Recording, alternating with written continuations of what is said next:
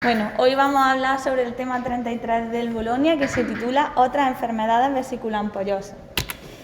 Este tema se engloba dentro de la sección 5 de las enfermedades vesiculoampollosas, que ya estamos terminando, y aquí se engloban una serie de trastornos en los que se desarrollan ampollas cutáneas y que éstas representan su manifestación clínica primaria.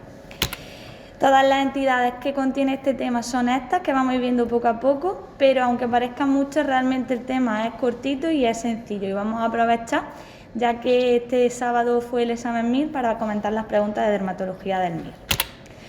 Comenzamos con la enfermedad ampollosa diabética, que es una entidad rara, que aparece normalmente alrededor de los 55 años y que es el doble de frecuente en varones que en mujeres. Se relaciona con la diabetes de larga evolución y con una diabetes que tenga una neuropatía periférica. Su patogenia es desconocida, pero se ha relacionado a un incremento de los traumatismos en las personas con diabetes y a las microangiopatías diabéticas. Clínicamente vamos a ver ampollas grandes, tensas, que contienen un líquido claro estéril y que aparecen sobre una piel con base normal. Aparecen sobre todo en zonas sacras, fundamentalmente en la región de los pies, pero también pueden aparecer en las piernas, en las manos o en los antebrazos. Normalmente son asintomáticas y no asocian ni prurito, ni sensación de quemazón, ni otra sintomatología asociada. Y como ya hemos comentado, aparecen sobre todo, se relacionan con la presencia de neuropatía diabética. Estas ampollas curan espontáneamente entre 2 y 6 semanas después de su aparición y normalmente no dejan una cicatriz residual. En la anatomía patológica vamos a ver ampollas subepidérmicas o intraepidérmicas. La aparición de estas ampollas intraepidérmicas se relacionan con lesiones más antiguas y la inmunofluorescencia directa va a ser negativa. Cuando nos encontramos estas ampollas en un paciente diabético hay que hacer el diagnóstico diferencial con la porfiria cutánea tarda y la pseudoporfiria, pero estas lesiones ampollosas van a aparecer sobre todo en las manos más que en los pies. También habría que hacer el diagnóstico diferencial con un exantema fijo medicamentoso, lesiones que pueden aparecer también normalmente en zonas acras, pero que la base de la lesión va a ser eritematosa, en vez de la enfermedad ampollosa diabética, donde la ampolla va a aparecer en una zona de piel normal. También había que hacer el diagnóstico diferencial con el pemfigoide ampolloso localizado y con la epidermolisis ampollosa adquirida, para lo cual la anatomía patológica y la inmunofluorescencia directa juegan un papel fundamental. Y en el caso de que estas lesiones apareciera eritema, calor y dolor, habría que descartar una celulitis ampollosa. Ahora vamos a hablar sobre las ampollas del coma. Tradicionalmente estas ampollas se han relacionado con los barbitúricos, cuando aparece un coma por barbitúrico, pero recientemente también se ha visto que puede relacionarse con otros fármacos como los opiáceos o también con trastornos metabólicos o con enfermedades neurológicas como la encefalitis vírica o un accidente cerebrovascular. Y también pueden aparecer por la inmovilización prolongada. Tradicionalmente se han relacionado con un efecto citotóxico directo del fármaco que se eliminaría por las glándulas sudoríparas y que luego en la anatomía patológica vamos a ver una necrosis de estas glándulas sudoríparas. Pero como también se ha relacionado con la inmovilización prolongada, actualmente se cree que estas ampollas estarían más en relación con otros factores etiopatogénicos, como es la aparición de presión, isquemia o fricción, ya que van a aparecer en zonas sometidas a la presión. Clínicamente veríamos unas ampollas tensas sobre una piel normal y que aparecerían, como ya hemos comentado, en zonas sometidas a la presión. Cuando el paciente entra en coma, a las 24 horas aparecerían unas placas o unas manchas eritematoviolaceas y a las 48-72 horas aparecerían estas ampollas y erosiones, que normalmente curarían en 1 o 2 semanas, pudiendo dejar una cicatriz residual. Aunque en ocasiones estas ampollas también se asocian a complicaciones como la neuropatía por compresión y la rhabdomiolisis no traumática. Esta sería una ampolla en un paciente en coma inducido por barbitúricos y aquí veríamos una ampolla en la zona interfalángica en un paciente que presenta un accidente cerebrovascular y tiene una hemiparesia de este lado. Como ya hemos comentado, la característica típica en la anatomía patológica de estas lesiones es la necrosis de las glándulas sudoríparas. Nos podemos encontrar con ampollas subepidérmicas o intraepidérmicas y la inmunofluorescencia directa también va a ser negativa. Ahora vamos a hablar sobre las ampollas por fricción, que son ampollas que todos hemos tenido alguna vez y que se producen por el roce, por una fricción de la zona que se va a incrementar con la presencia de calor o de humedad, que son típicas pues, de la gente joven, de militares, deportistas, gente que anda con mucha frecuencia y que utiliza un calzado mal ajustado. Son tan típicas que el Bolonia nos da una imagen, esto es una imagen cogida de internet, y estas lesiones van a aparecer sobre todo en zonas con el estrato córneo grueso, como son las plantas y los talones, aunque también pueden aparecer en las palmas y en los dedos si hay un roce repetido. Van a estar rellenas de un líquido claro, aunque también puede ser sanguinolento en algunas ocasiones, y en estas ampollas, debido a que se producen por el roce, se acompañan de una sensación de quemazón o de dolor. Y en la anatomía patológica lo que vamos a ver son unas ampollas intraepidérmicas inmediatamente bajo el estrato granuloso. Las reacciones a picadura de insecto también pueden aparecer ampollas. Estas se producirían por una reacción frente al antígeno del insecto, dando lugar a una reacción en la que intervendrían tanto una inmunidad humoral como la celular, y en los niños van a ser más graves que en los adultos porque normalmente están desensibilizados. En ocasiones pueden aparecer reacciones exageradas a picaduras de insectos en pacientes con leucemia linfática crónica y otras neoplasias hematológicas, y estas reacciones pueden aparecer antes, incluso hasta en un 20% de los pacientes, por lo que la aparición de estas lesiones nos podría ayudar a identificar esta enfermedad hematológica. La clínica típica de las reacciones a picaduras de insectos es una pápula o nódulo eritematoso y pruriginoso que siguen una distribución lineal y que aparecen normalmente en zonas expuestas, en zonas no cubiertas por ropa. En el caso de que aparezcan ampollas, normalmente estas picaduras van a estar producidas por pulgas, y también es frecuente que aparezcan ampollas en las picaduras por chinches. Si nos encontramos pústulas, el insecto que más frecuentemente las causa son las hormigas rojas. Y en el caso de una reacción exagerada a picadura de insectos, en los pacientes con leucemia linfática crónica u otra enfermedad hematológica, nos vamos a encontrar unas pápulas o nódulos persistentes con vesículas, ampollas e incluso lesiones necróticas. Aquí vemos una reacción ampollosa a picadura de una pulga, típica con esta distribución lineal, y aquí veríamos una reacción ampollosa exagerada en un paciente con leucemia linfática crónica, donde se ven ya lesiones con tendencia a la necrosis. En la anatomía patológica lo que va a destacar es la presencia de eosinófilos que pueden dar lugar a estas figuras en llamas que son típicas de las enfermedades por eosinófilos. Otro tipo de lesiones ampollosas son las ampollas del edema, que aparecen en pacientes con una exacerbación aguda del edema crónico. Estas ampollas se producen cuando la tasa de filtrado glomerular supera la tasa de filtrado capilar supera a la del drenaje linfático, y aparecen en enfermos con hipoalbuminemia, insuficiencia cardíaca congestiva, nefropatía, cirrosis hepática o una trombosis. Van a aparecer ampollas tensas que aparecen sobre una piel con un intenso edema, y pueden estar rellenas de un líquido claro, seroso o serosanguinolento, y aparecen sobre todo en la parte distal de las extremidades, fundamentalmente en el dorso del pie o en el tobillo, y en pacientes con anasarca podríamos encontrar también ampollas distribuidas por todas las partes del cuerpo. Y en la anatomía patológica nos vamos a encontrar con una esponjosis epidérmica y una dermis muy edematosa. Otra enfermedad ampollosa, otro trastorno ampolloso serían las ampollas tardías post-quemadura o post-injerto. Estas ampollas son poco frecuentes y nos vamos a encontrar ampollas a tensión que van a aparecer semanas o meses después tras la curación de la lesión inicial. Estas ampollas solo van a aparecer en la zona de la quemadura o en la zona del injerto y no van a aparecer en la piel sana perilesional. Y esta formación de ampollas se puede mantener durante varias semanas o meses.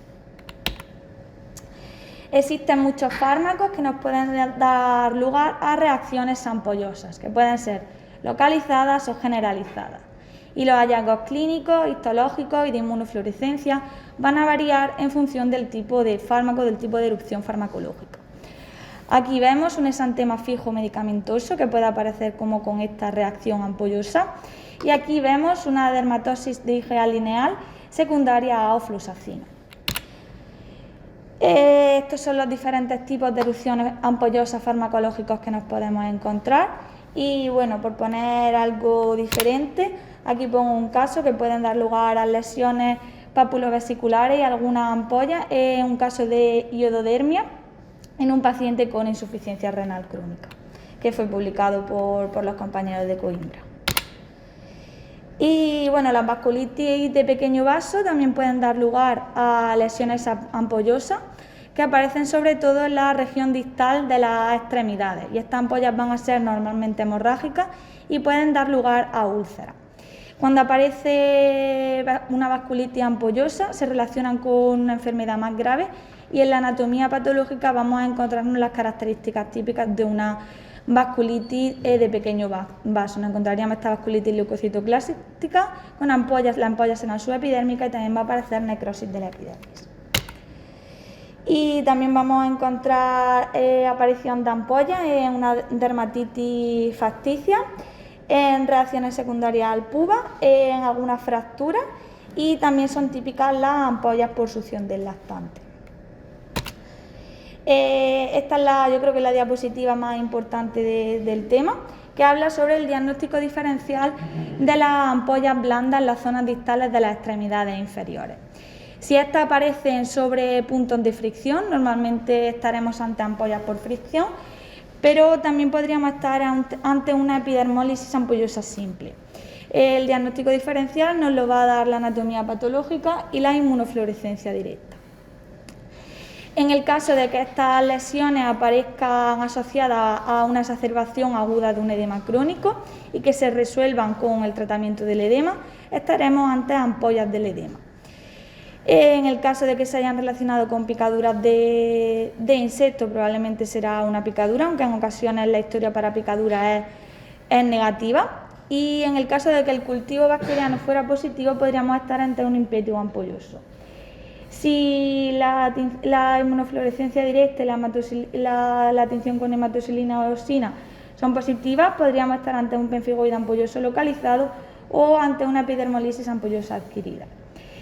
Y también habría que preguntar al paciente por la historia de exposición a fármacos para descartar que pudiéramos estar ante una reacción ampollosa a fármacos. Y en el caso de que estemos ante un paciente diabético y la edad sea y una neuropatía diabética, estaríamos ante una enfermedad ampollosa diabética. Cuando estas ampollas se localizan sobre quemaduras térmicas o injertos y aparecen solo en esta zona tras las semanas o meses de la curación de estas heridas, estaremos ante una ampolla post-quemadura o post-injerto. Y si estamos en un paciente que está en coma o que tiene una inmovilización prolongada y aparecen en zonas de presión, estaremos ante ampollas del coma. Y bueno, el tratamiento básicamente de estas enfermedades es la curación, el tratamiento de la ampolla. Muchas de ellas, como ya hemos comentado, van a curar espontáneamente. Y si no, podríamos ayudar a la curación si están muy a tensión y son molestas, realizando un drenaje, pero siempre respetando el techo de la ampolla. Realizaremos tratamientos tópicos con antisépticos, antibióticos o corticoides tópicos y en los casos de las ampollas por fricción podemos también utilizar vendajes de hidrocoloides. En los casos de las picaduras, que en ocasiones son pruriginosas, si el paciente nos dice que tiene picor, le podemos también poner un antihistamínico siempre sistémico y en los casos graves se podrían tratar con corticoides sistémicos, pero siempre teniendo en cuenta que si no le ponemos una pauta descendente podrían rebrotar. Y también el Bolonia dice que podemos utilizar Dapsona en estos pacientes. Más importante en la picadura sería la prevención, que cuando vamos a una zona en la que hay muchos insectos, pues se utilicen ropa de protección y repelentes. Y en las ampollas del edema lo que habría que hacer para tratarla y evitar su nueva aparición sería resolver el edema. Y ya bueno, ya hemos acabado con este tema y como este sábado fue el examen MIR, pues vamos a comentar un poco las preguntas MIR de dermatología. Hubo 7 preguntas en el examen MIR de dermatología y 3 de ellas asociadas a imágenes. Esta de ellas sería la primera. nos dan una imagen y nos cuentan que es una mujer de 90 años que presenta desde hace un mes y medio la lesión de la imagen. La lesión le ha crecido rápidamente, sangra con facilidad y le ocasiona dolor. De entre las siguientes opciones, ¿cuál es la más probable? Un carcinoma de células escamoso cutáneo invasivo, un carcinoma vasocelular esclerodermiforme, un sarcoma de Kaposi o un lupus vulgar. A ver, los alumnos. ¿La 1? Sí, vale, pues bueno, tampoco es una pregunta relativamente fácil, ¿vale? Porque las otras en el carcinoma vasocelular nos contarían una historia de más larga evolución y las otras nos van a dar este tipo de lesiones. Esta es otra pregunta asociada a imagen. Nos dicen que una mujer de 70 años que consulta por lesiones cutáneas de un año de evolución, sin otra sintomatología asociada, sin antecedentes personales de interés, que en la exploración presenta 20 placas eritematosas descamativas, discretamente atróficas, de 4 a 10 centímetros, en glúteos, ambas axilas y mamas sin otros hallazgos. La anatomía patológica muestra un infiltrado en la dermis superficial de linfocitos atípicos en banda, marcado epidermotropismo y formación de microcesos intraepidérmicos. La analítica es normal. De los siguientes, ¿cuál es el diagnóstico más probable? Un linfoma de Hodgkin cutáneo, un síndrome de Sézary, un linfoma no Hodgkin cutáneo tipo T o una psoriasis pustulosa.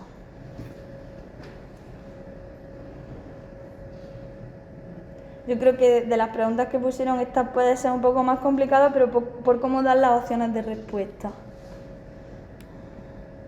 ¿Sabéis cuál es? Bueno. ¿Por qué dices que es más complicada? Porque no ponen micosis fungoide. Entonces a lo mejor se trata de una micosis fungoide, entonces a lo mejor lo de ver linfoma no Hodgkin cutáneo tipo T pues puede ser un poco lioso. La psoriasis pustulosa nos encontraríamos pústulos, que aquí no vamos a ver.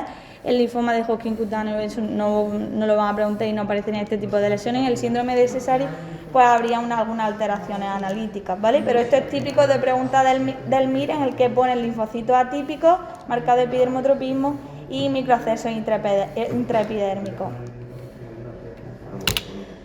Bueno, la siguiente pregunta es también otra asociada a imágenes, en el que dice la presencia de lesiones cutáneas en forma de pápulas violáceas en el dorso de articulaciones interfalángicas, como las que se aprecian en las figuras, son muy características de 1. Lupus cutáneo subagudo, 2. Porfiria cutánea tarda, 3. Dermatomiositis, 4. Artropatía psoriásica.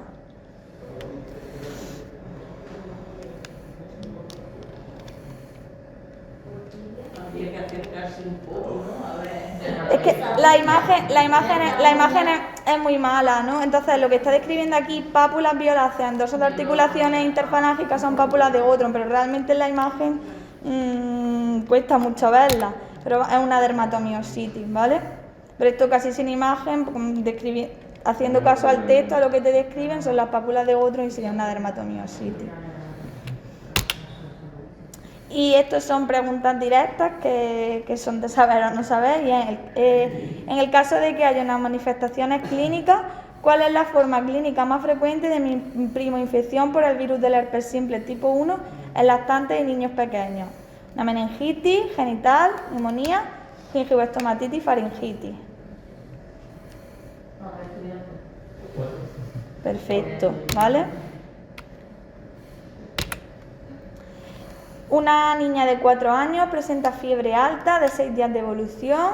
En la exploración clínica presenta un exantema eritematoso maculopapular en tronco y zona genital con tendencia a la confluencia, sin llegar a ser escarlatiniforme, una inyección conjuntival, sin secreción y labios rojos, con lengua frambuesada. Presenta también un eritema con edema en manos, pies y una adenopatía cervical unilateral de 2 centímetros de diámetro. ¿Cuál es el diagnóstico clínico más probable? ¿Una enfermedad de Kawasaki, un sarampión, una rubeola o una escarlatina?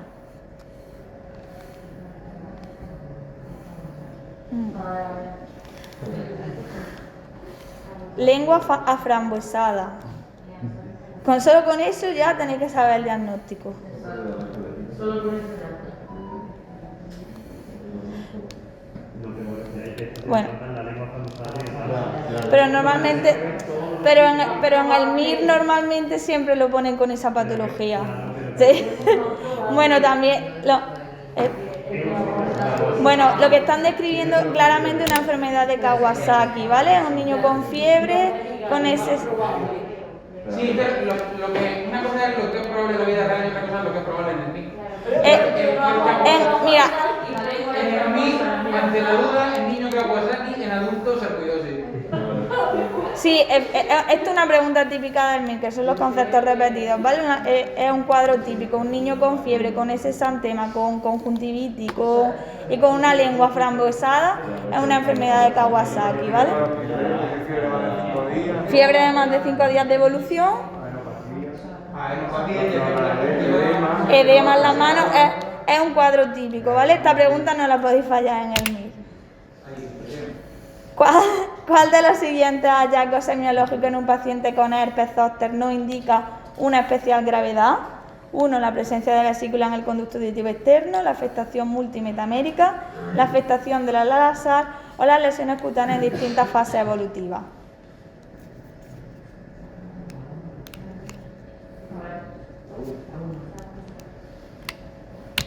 Es la 4, ¿vale? Un cuadro de herpes tiene lesiones cutáneas en distintas fases evolutivas y no nos quiere decir que sea más o menos grave. Y lo otro sí que la afectación multimetamérica estaría clara, ¿no? Y luego estos son signos típicos de herpes grave, ¿vale? De zóster grave. La afectación del conducto auditivo externo y la afectación del ala nasal. El ala. Que era la punta nasal, la de que decía, ¿no? Que se asociaba a la herpes ocular. Punta o ala. Sí. Da igual. ¿Ala? El caso es que encontraste lesiones en distintos Ya. pies, No me acuerdo de entonces, hace mucho que Bueno, y ya creo que esta era la última. Un paciente de 33 años, residente en Valencia, que consulta por presentar en la mejilla derecha una placa eritemato anaranjada tras picadura de insecto que ha ido creciendo lentamente hasta alcanzar 1,5 centímetros y que en la última semana se ha ulcerado y cubierto de una escamocostra. La lesión solo originan discretas molestias y se rasca. Entre sus antecedentes destaca psoriasis en placa, en tratamiento con adalimumab. Tiene buen estado general, no toma otros fármacos ni tiene alergia a medicamentos. ¿Cuál es el tratamiento que emplearía? Isotretinoína oral, antimoniato de meglumina intralesional, corticosteroides sistémicos y amoxicilina oral. Bueno, Una pregunta para futuro. vale, bueno, ¿sabéis qué enfermedad es primero?